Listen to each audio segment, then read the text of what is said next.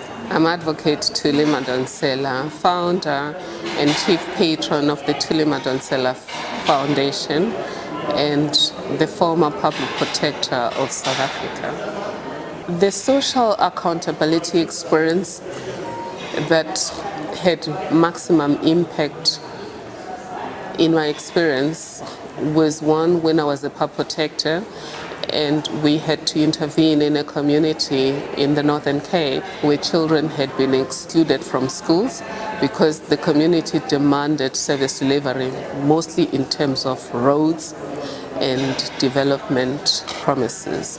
The intervention involved bringing together the entire community, police, the priests in the community, and other religious leaders, traditional leaders, etc., to discuss what had gone wrong and to facilitate dialogue between government. And two things happened in that meeting. The first thing was that the community got to understand the constraints within which government operates, which was constraints relating to money, planning, and policing. The police also learned to understand the real issues that the community was dealing with. Of course, the police were just seeing crime, protest in the form of crime, and by the time we came in, they were arresting community leaders. To cut the long story short, through the accountability forum that we created, communities understood that there was no money. And together we were able to then look at sources of funding to bring in national government to pledge some money that it was going to provide to the municipality. We also got a business in the area, a mining company, Session, to pledge some of the money to tar a road.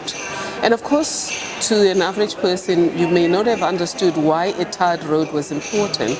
To the community, it was important because when it was raining, some forms of transport would not go to the community because it was dangerous for their cars, but also a lot of community members were complaining about how much it cost to maintain the roads. And then there were issues of development that they were saying there's no point in studying if the young ones will have a university education but will have no jobs to go to.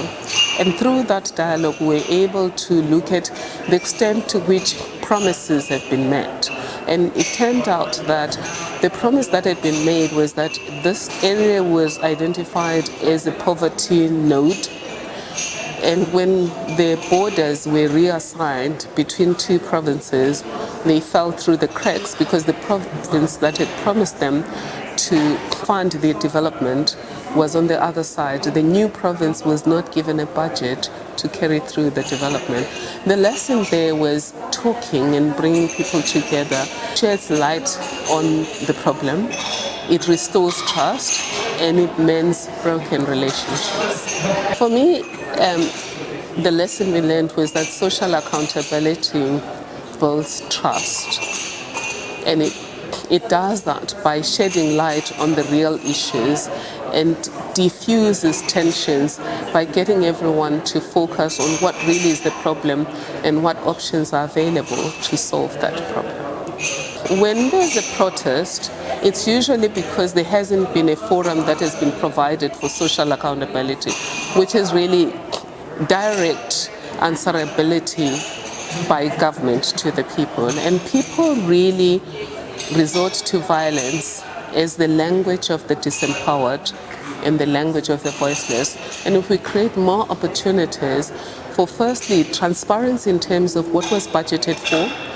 why, and secondly, allowing people to provide feedback on how the process has unfolded in terms of implementation, and using that feedback constructively to review the system and reprioritize, but getting people involved.